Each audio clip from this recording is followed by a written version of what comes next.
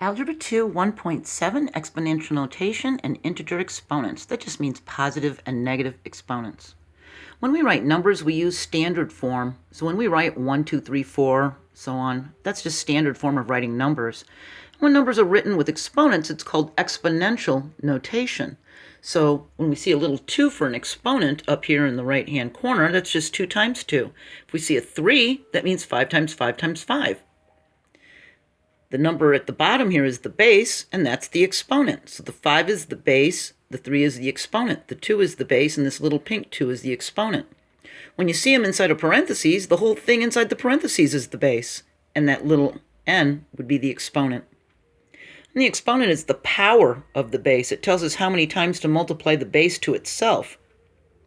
5 to the third power tells us to multiply 5 to itself 3 times. 5 times 5 times 5, so that's 125. It's read as 5 to the third power. We could even say 5 cubed, because each one of these would represent the side of a cube, length, width, and height. When an exponent is greater than 0, it's a positive exponent. So when we have a 1 or a 2 or a 3 or a 4 as an exponent, all it's doing is telling us how many times to multiply the base to itself. 3 to the second power is 3 times 3, that's a 9. See? When an exponent is a 0, the base equals 1. So 2 to the 0 power equals 1, and 43 to the 0 power equals 1. 9,000 to the 0 power equals 1. If we have 0 to the 0 power, it's undefined. And we're going to talk about that in 1 second. If we have negative 2 to the 0 power, well, this is going to be a negative 1. We're going to put the 2 in parentheses like this, and we're saying the inverse of 2 to the 0 power. So it's a negative 1. And we'll talk about that in a second more too, coming up. Right now, in fact, when an exponent is less than 0, a negative exponent, it makes a fraction. So if we have 10 to the negative 1, we have 1 as our numerator, and then as the denominator, we've got 10 to the first power. So that would be 1/10. If we have a negative 5 to the negative 2 power, we have 1 for our numerator, and we've got negative 5 to the second power as our denominator. And just like we did here, we can put it inside of parentheses to separate it from this negative inverse sign, and 5 times 5 is 25 with the negative sign, so it's a negative 25, all right? The exponent doesn't affect the sign of the base. So if the base is a negative, this fraction is going to be a negative. If the base is positive, the fraction will be positive, and if the base is negative, the fraction will be negative. If we have 3 to the negative fourth, this is a positive 3. We're going to write it as 1 as the numerator and 3 to the fourth power as the denominator, which means 3 times 3 times 3 times 3. That's 1/81 as a fraction, and it's positive because the base was positive.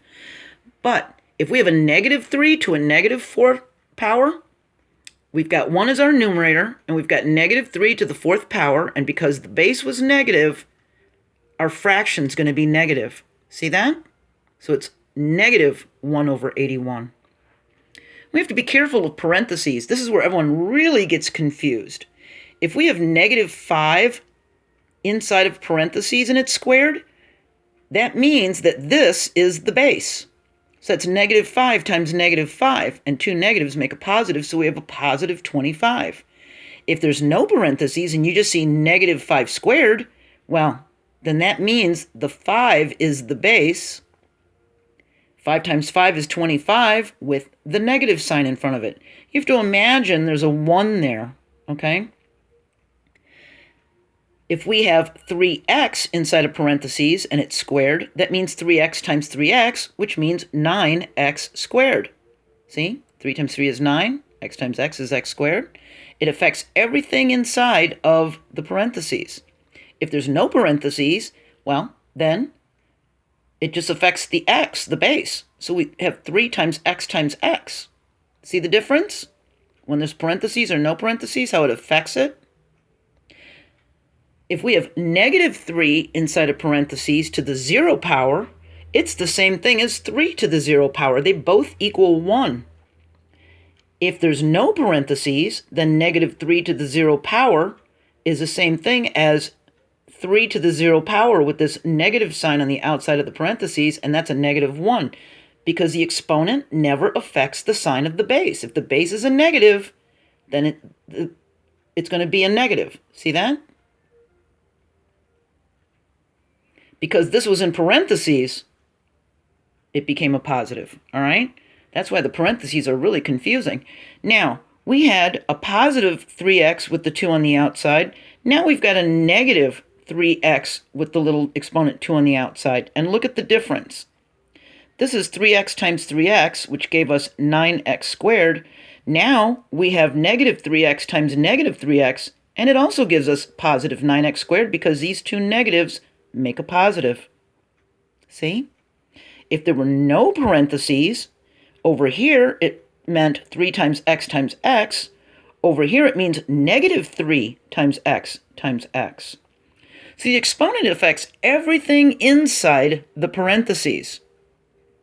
If there's no parentheses, like here or here, it only affects the base that it's next to.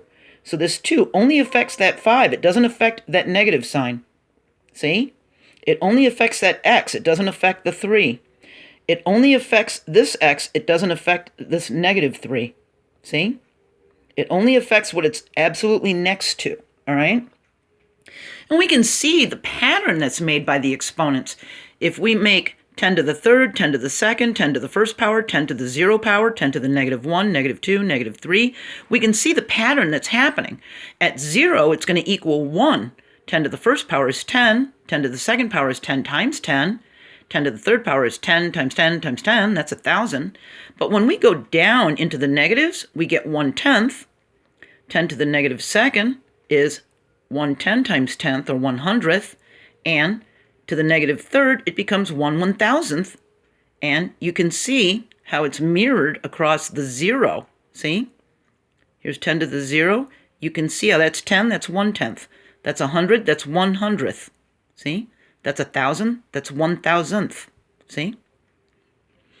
We have negative 1 to the 0, it's going to be negative 1. If we have 1 to the 0, it's going to be a positive 1, because the exponent doesn't affect the sign of the base. 2 to the 0 power is a 1. 3 to the 0 power is a 1. Now look what happens with these zeros. And this is why I was saying that this 0 to the 0 power is undefined. 0 to the third power means 0 times 0 times 0. That's a 0. And to the second power, it's 0 times 0. That's still 0. So 0 to the 1, that's just a 0. It's 1, 0. So 0 to the 0 cannot equal a 1. It's got to be a 0. It's undefined. These are undefined. If you see 0 to the 0 power, or 0 to the negative 1, or if you see something silly like a negative 0, you know 0 can't be a negative. These are all undefined, okay? And I'm going to put a link to my Algebra 1 videos about the power rules for exponents, but we are going to be discussing them coming up, because we're going to discuss them with theorems here in Algebra 2. So here's the big things that you need to take away and remember from this video. The exponent never affects the sign of the base. The exponent does affect everything inside parentheses. And it only affects the base it's next to. All right? So it doesn't affect this negative 3, it just affects the x. Okay? See that? It doesn't affect this negative, it just affects the 3. See that? All right, so our next video is 1.8a. We're going to talk about how to multiply or divide with exponents, and we're going to talk about the two theorems for multiplication and division with exponents, and any of the previous videos for Chapter 1 that we've done. All those links are going to be in this description. Now there's going to be a huge list of links in the description of this video, all right? Because I'm putting the power rule ones from Algebra 1 and all the ones we've done so far for Chapter 1 in this playlist for Algebra 2. Okay? I'll see you next video. Bye.